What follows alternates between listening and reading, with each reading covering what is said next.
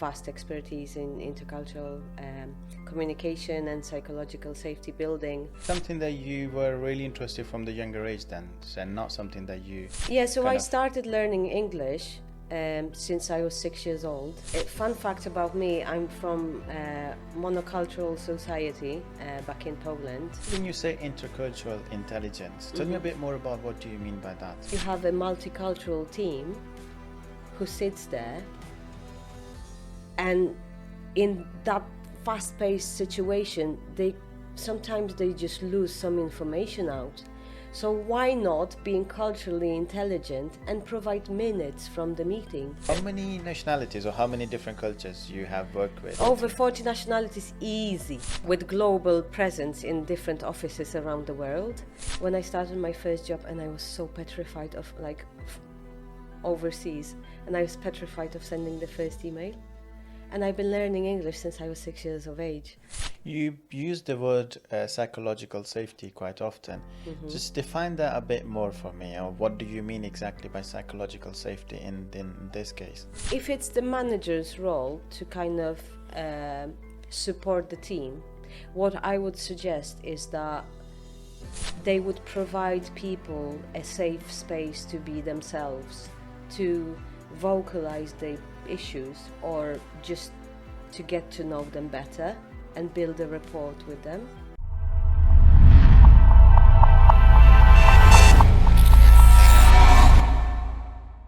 Hey everyone, welcome back to the channel. JustHamzaaa here, and welcome back to the success session.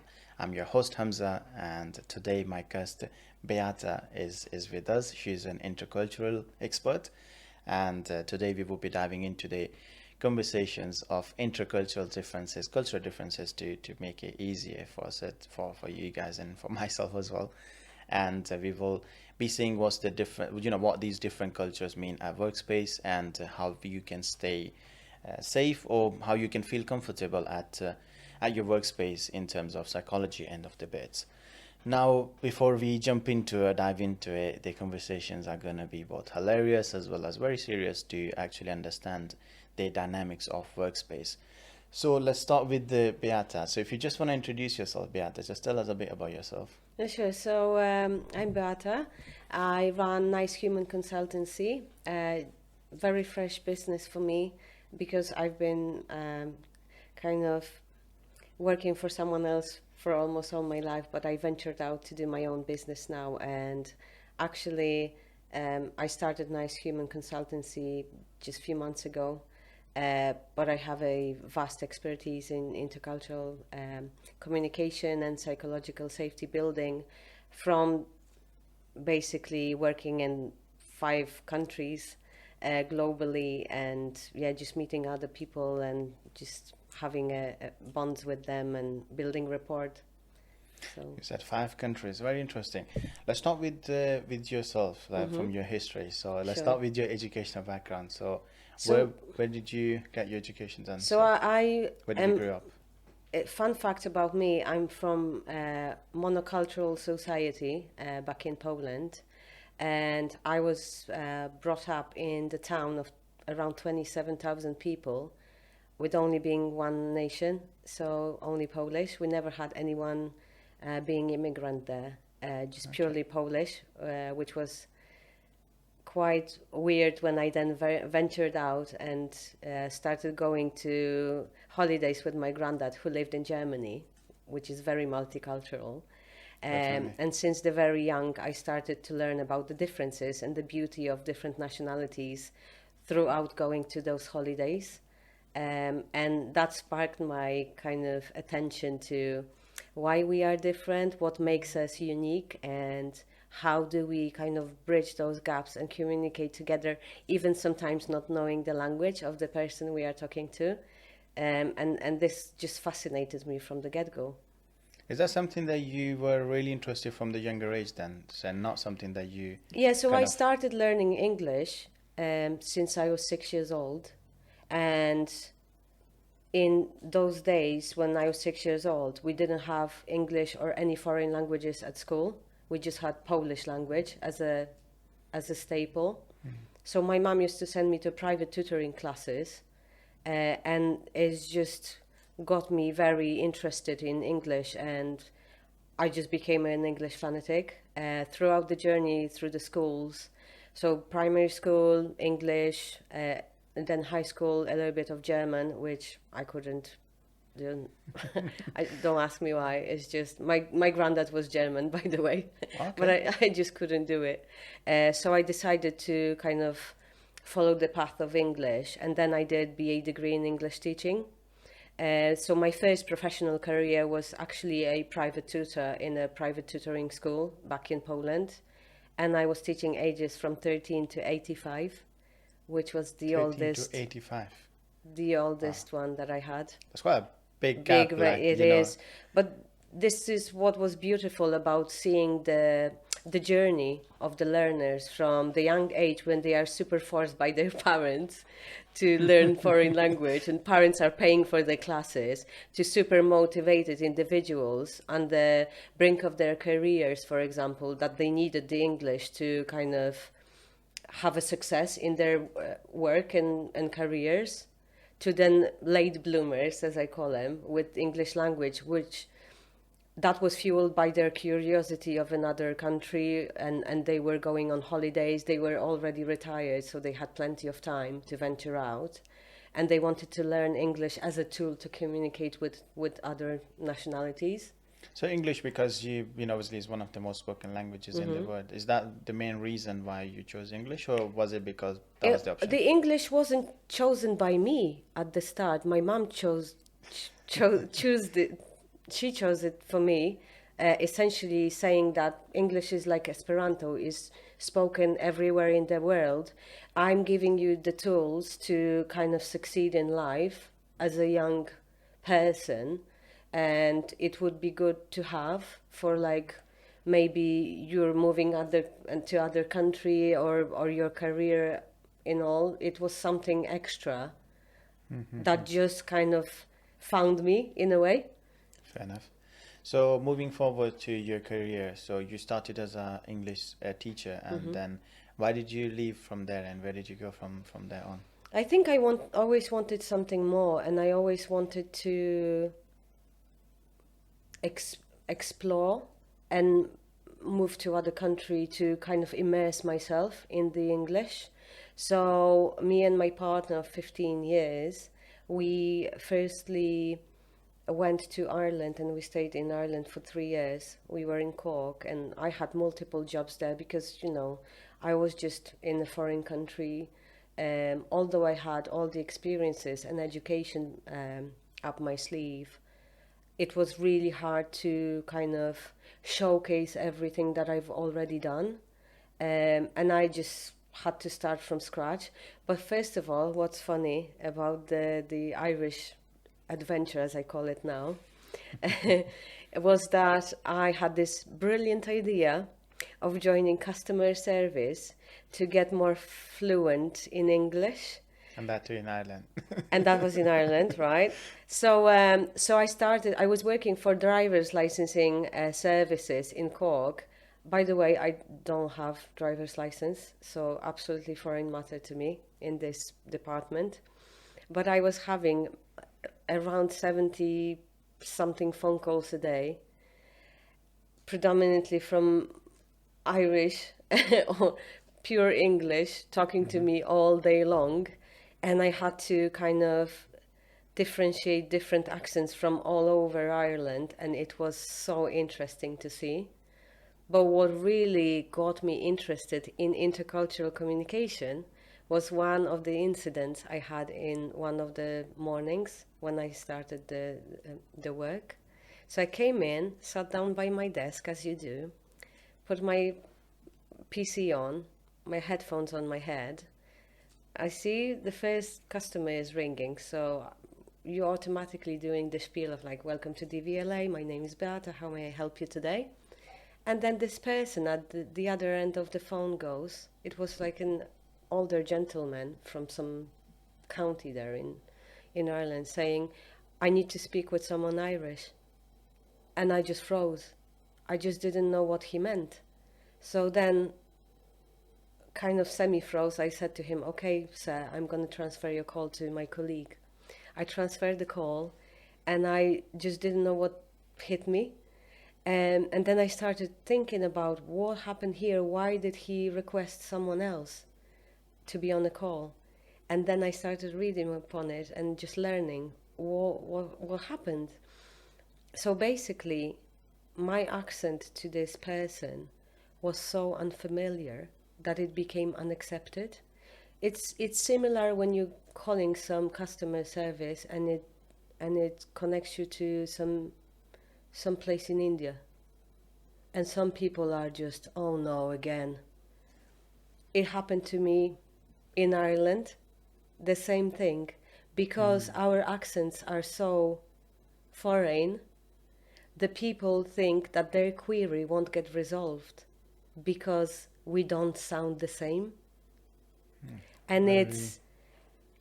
it's very stereotypical and it's very damaging, but it's how we wired. And I think the thing that I'm trying to do now is that showing people and showcasing that we're all different.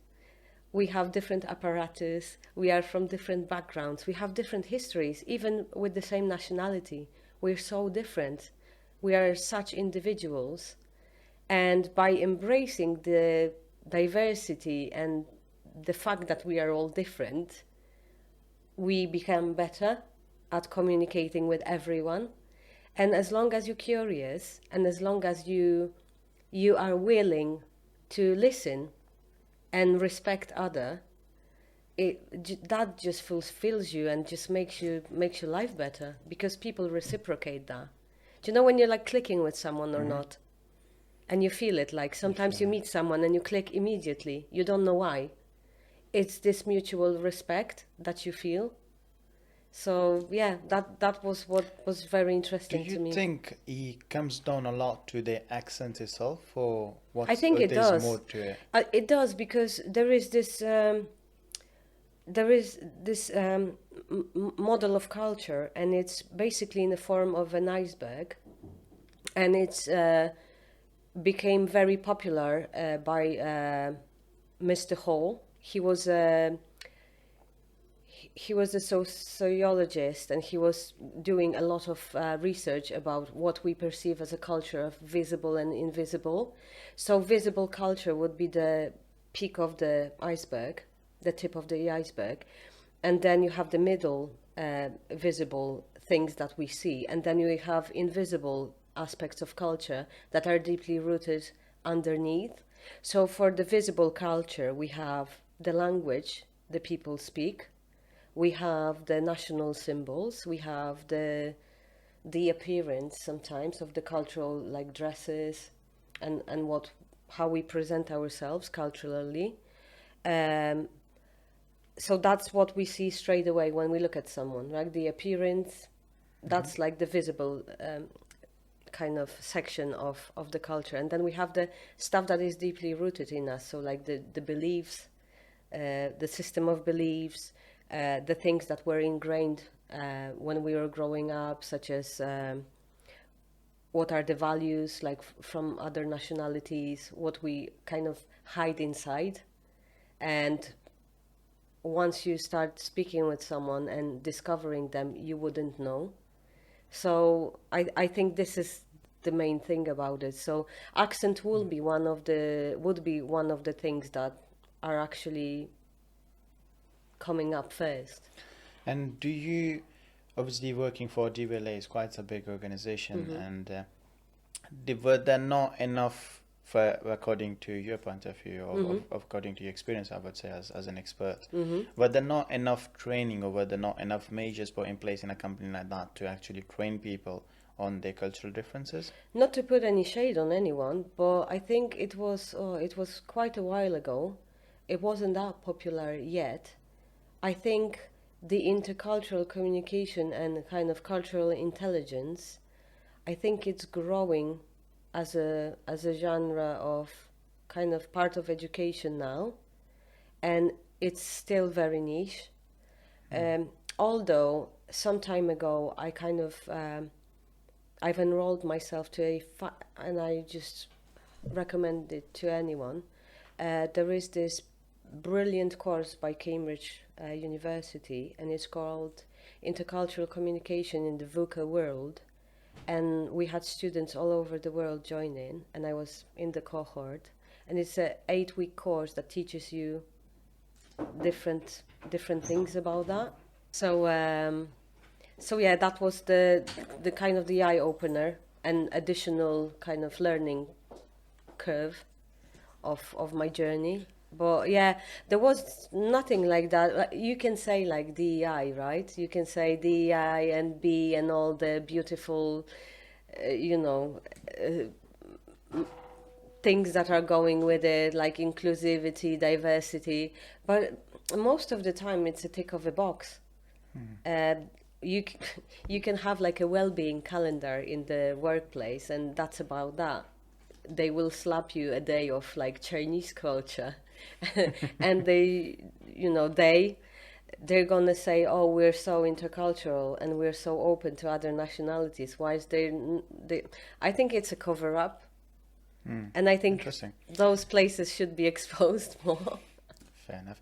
So, when you say intercultural intelligence, tell me a bit more about what do you mean by that, or how would you define it? So being interculturally intelligent is that to know your ways of speaking and building rapport with other people, being curious, being skilled in different aspects of soft skills, but bringing the cultural aspect to it. So active listening, giving someone patience to then for them to explain themselves if it's need for that. Being aware of the differences, acknowledging them, and letting people be themselves, not forcing anyone through your own lenses. So, for example, there is a lot of that in the workplace where we have a fast-paced environment. We have a lot of meetings that are back to back. Everyone's stressed. But you have a multicultural team who sits there, and in that fast-paced situation, sometimes they just lose some information out. So why not being culturally intelligent and provide minutes from the meeting at the end of it, or have a recording of this meeting to be played afterwards, so everybody's, know what happened, and just having a revision of what's been said because it was so fast-paced. Some people have problems with hearing. Attend to that as well. I'm not even saying you can be from another country and have a hearing problem. So that's another layer for that to be more observant of. Those little things add up at the end of the day, and it's up to you how you make it easier for your employees to work for you. And it's not about slapping some stuff onto the calendar and having a dish from another country presented. It's cool, it's fine, it's nice, but do more. That's what I'm saying. Okay, very interesting. I think now that I look back at my experiences as an employee when years Of ago. course. And now when you sit down and think, I don't think there is enough of intercultural education or even the understanding or the awareness of it for other individuals to understand that it can genuinely impact their productivity, it can impact their overall environment as well as how the person feels when he comes to work. So while working with this, a lot of different cultures in your experiences, so to give me a story or a time that you've seen, you'll have a lot of them. I can tell from that So expression. curious. But give me one story, one particular story You're that very you nosy, feel. I'm joking, it's fine. It sounds very interesting. Imagine I can, we got two very different cultures straight, in front Of course, between us as well. See that the cultural iceberg coming up, like all the visible and invisible stuff. Yeah, true. It is. When you start thinking about it, it does. It you does you come to your mind. like you're preempting the kind of the discussion with like the vision of someone straight away, even like Sure. not having a conversation with them yet, And that's happening, that happens in the workplaces.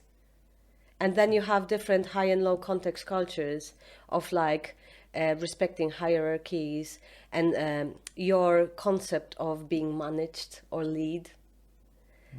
So there are some clashes there as well, because some of the nationalities are more open to be led and managed and kind of submissive. And then some other nationalities and cultures would be like, hey, what you saying? I know you're my manager, but chill, hold your horses, you know, that kind of way. Like, I can't be managed because I am my own person. Very proud nationalities as well. So there are so many layers to How it. many nationalities or how many different cultures you have worked with in one On, go? so in one organization, I would say that would be over 40. Wow. 40, over 40 nationalities, easy, with global presence in different offices around the world. Very different, very different. So when you're asked about the experience and fun stuff, I had led a workshop for the company that I was with before, and I had a German culture, German presence, and British culture, British presence in two teams. And I had two statements presented for them during the workshop. And this is a live example of what's happening when the culture clashes. So the first statement said, I need you to fix this. And I've asked the German group, I said, look, what do you think about this, guys? Is it normal? Would you send an email with this, I need you to fix this, to someone? Is it something that you actually use in your workplace as a communication tool? And they said, yeah, I sent this email yesterday. All good. I need you to fix this. Very strong for some. For them, norm. Then I had the British group, and I asked them the same question. Guys, what do you think about the statement, I need you to fix this? Obviously, they were separate. That needs saying. And they said, oh, that's too harsh, isn't it? We need to put some more like delicate stuff in, pleases and should and could and would and every nice thing in the world, and then, you know, maybe some additional explanation to it. So like from one short sentence that was like an essay, but it was their style of communicating. And they said, yeah, we would do it completely different. And I did the same with the statement of the German group got, can you please look into this for me as soon as possible? And the German group said, this is too much faff, like, come on, who sends emails like this? You need to simplify it, make it shorter, make it more punchy. And then the British group said, oh yeah, it's the norm. So even with that silly little communication, you have an array of responses, and they are so different. So if the British group is working with the German group, the culturally intelligent person would be kind of trying to merge them both together. So not to be overly harsh and not to be overly faffy, just be on the spectrum of it, kind of like just trying to find a middle ground for it. And how would you do that as an expert? Would you do that through policies, or would you do that through By workshops? no means, no. You I'm always saying you can't expect someone to be a certain way by not giving the example, by not leading by example, but also not giving the training. So this is where I come in. And I'm not there in a teacher's role, and that should be done by your parents and your grandparents and members of your family. I'm not there for that. I'm there to kind of embrace that we are different, but having that at the back of your mind that we are so different, and just embracing that. And little goes a long way with that, oh, I know that your style is different, but would you mind? Just simple conversations like that, they open the doors to something really nice and form a respect. Psychological safety, as we said as well. so everyone feels at Definitely. peace. And do you know, when you're like, when you started, like, I had that before when I started my first job, and I was so petrified of like overseas, and I was petrified of sending the first email. And I've been learning English since I was 6 years of age, and I was still petrified of of sending an email, simple email to my manager. Can you please To help okay. me, whatever? But you're just shaking. You're petrified. It's just the other angle of helping people feel at peace, and just letting them know you can make mistakes. It's fine. You're here. We can help you. But Hmm.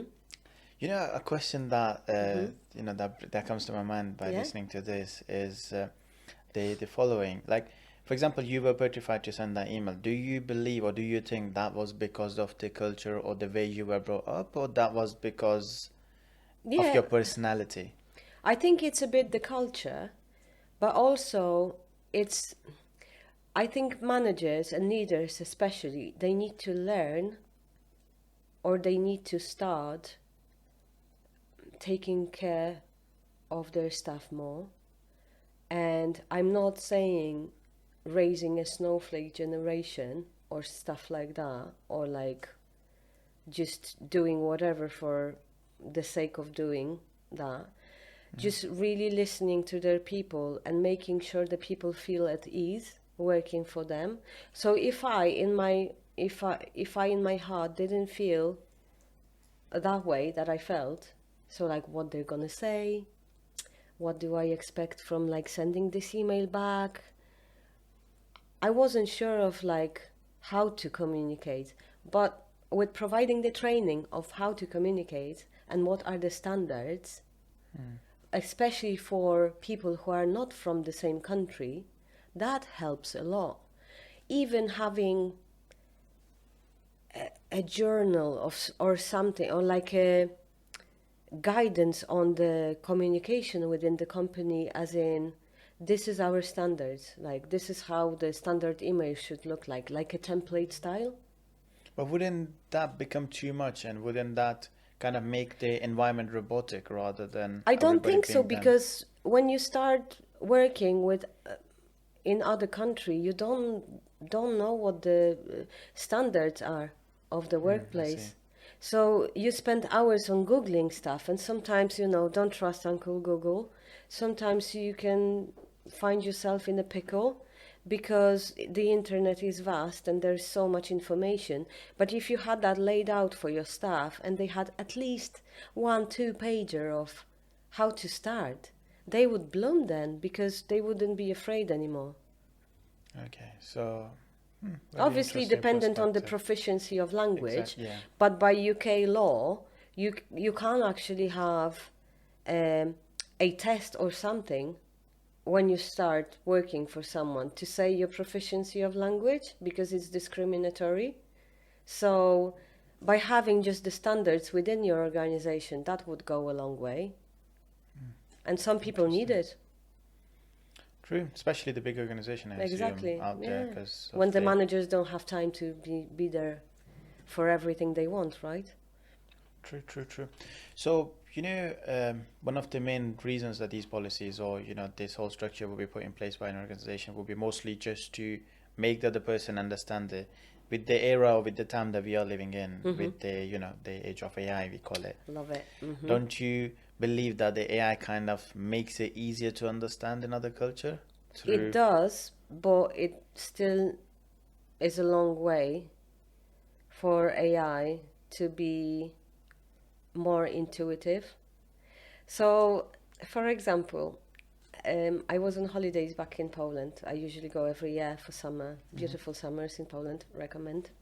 Um, so I went there with my partner and my baby, and I was asked to present a workshop for a Polish and German exchange of students aged 13 to 19. But because I was doing everything in, and this is what is gonna sound super bizarre to everyone. So I was asked to present this workshop in Polish. I'm Polish, but I've never done any of the workshops in Polish in my life. Okay. Everything was done in English. Um, So I had to translate all of my material, like 20 something presentation pages from Canva, onto a new workshop and give them intuitive version of it as well. So I fed it through AI, and some of the things that I can begin to imagine. it was brought is just crazy. So you have to be very careful, and it's even said there in a very little print, check, always check. And that applies majorly to kind of differences between the languages, because sometimes it can get you in trouble Yeah, massively. I can only begin to imagine So that. always check, They please, can- everyone. Always check your work in the different language. Perfect. Another thing, as an expert, where do you see the intercultural awareness or the intercultural education going in the near future, and especially in the leadership roles? I would love to see more of that, obviously, because with within different experiences that I've been having throughout the years, I think we're still lacking in training for those. And hopefully, because we also have so many remote placements, I think it should be at the core of training for any of the organization. I think public sector should use a little bit of that as well, because I think it's lacking training in this, like a medical staff, or police, for example.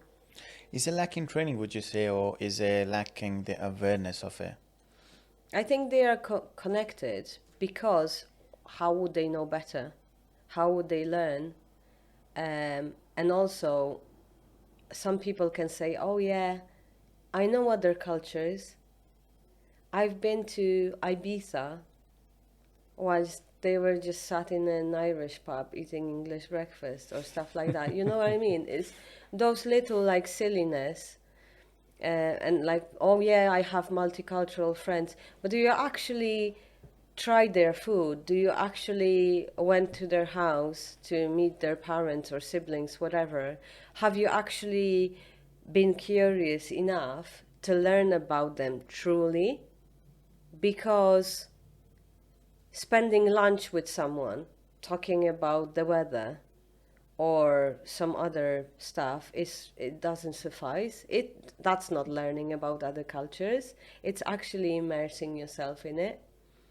So next time, for example, you're planning to go to some other foreign country, I usually do cultural briefing, and I kind of promote cultural briefing in my workshops as well.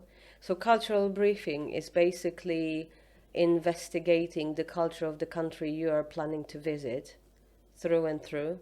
So learning about the customs. I'm not saying everything, just the basics. The kind of cuisine scene, um, the standard behaviors of the people, what they have in the morning as a breakfast, because that differs in every country. And just being super curious about it, not like just staying in a hotel and going to the beach. More than that. Fair enough. Very interesting perspective.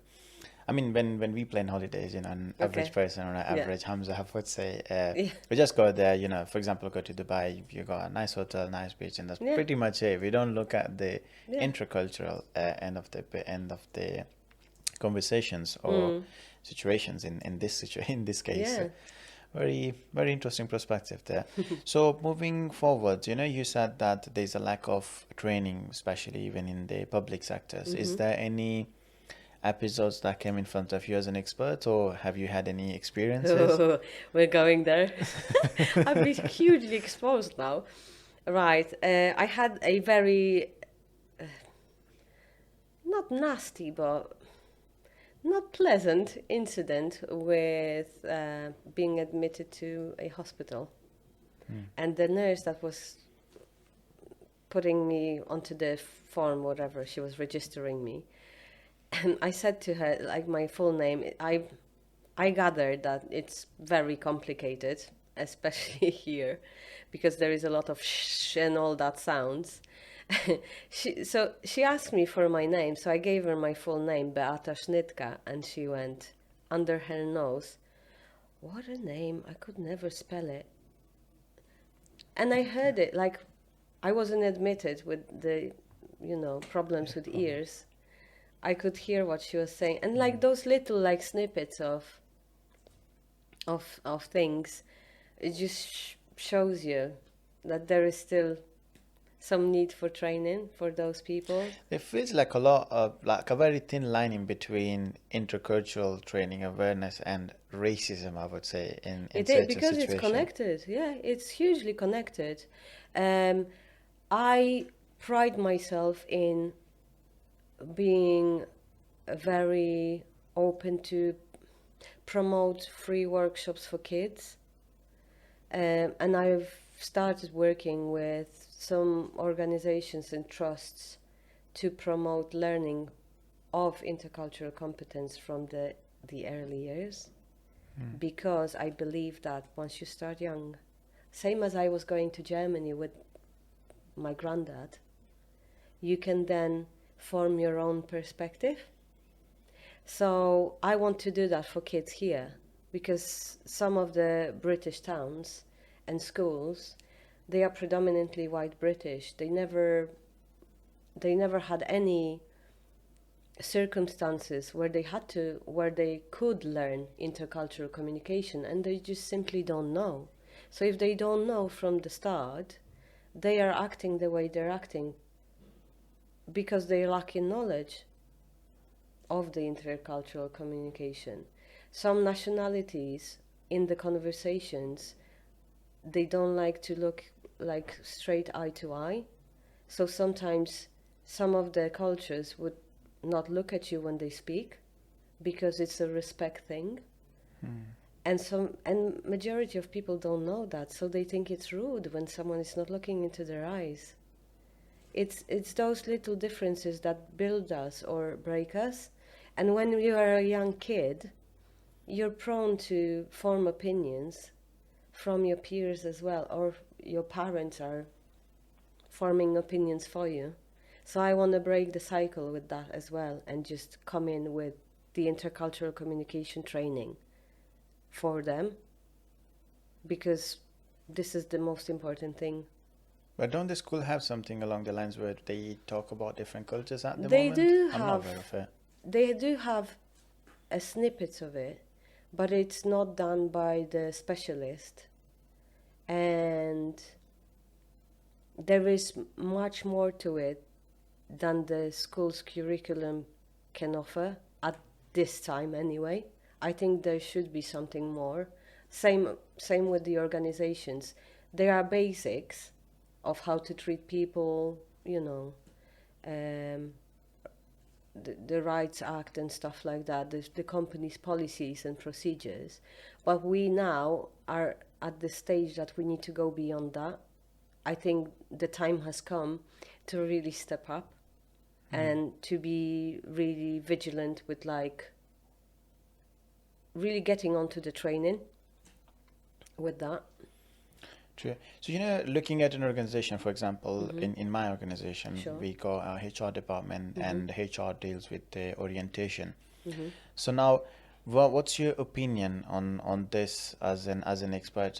Can this be covered within the orientations, or would you say that any organization would need somebody who is, who specializes in the specific field of intercultural communications and behaviors and awareness?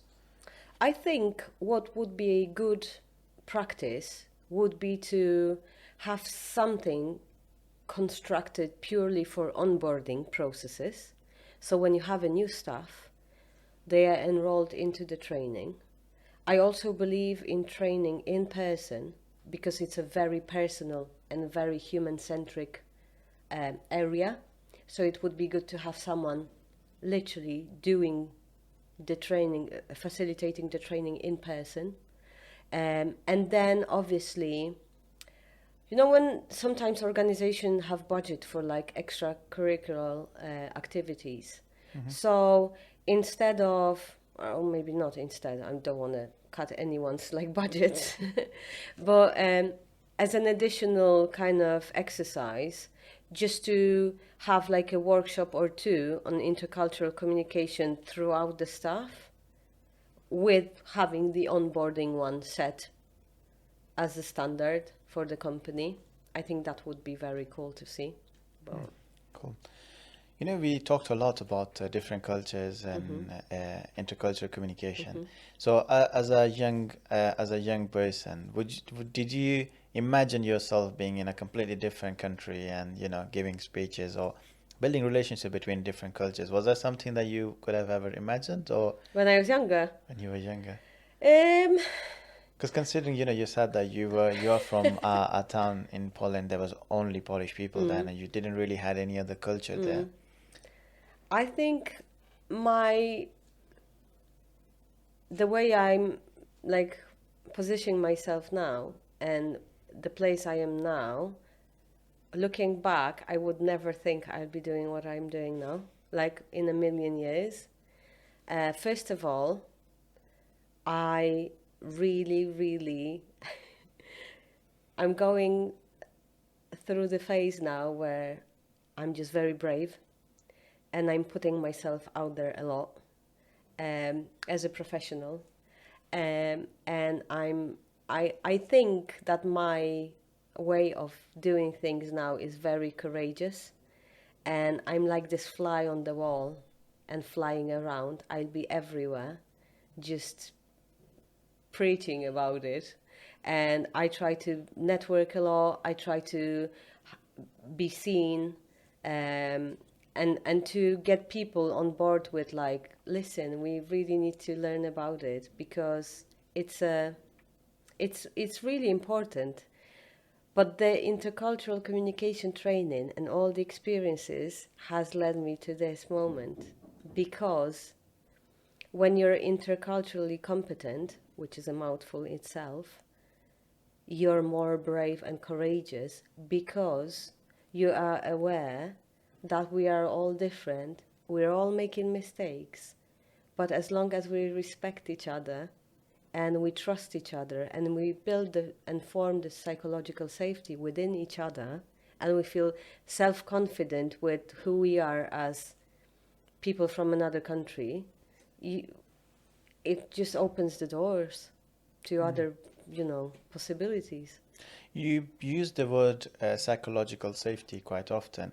Just define that a bit more for me. Or what do you mean exactly by psychological safety in this case? I have a great example actually. So through 2012 till 2014, Google, they have made research on their staff globally, and it was called Project Aristotle. And they did surveys across the whole company, everywhere, around psychological safety. And they discovered, that was one of their discoveries, that more psychologically safe teams, groups of people working for them, reported more mistakes. And that happened because they trusted their leaders and managers and they felt safe to speak up that they made the mistakes. By showing that they made the mistakes were easy repairable, and they could move forward with whatever products they were developing at that time. So building psychological safety, in essence, it's about building trust within your staff, allowing people to work together, respecting others' differences, and making people feel at ease in the work environment by listening to them and their stories and being for them and building the trust, the mutual trust within the company.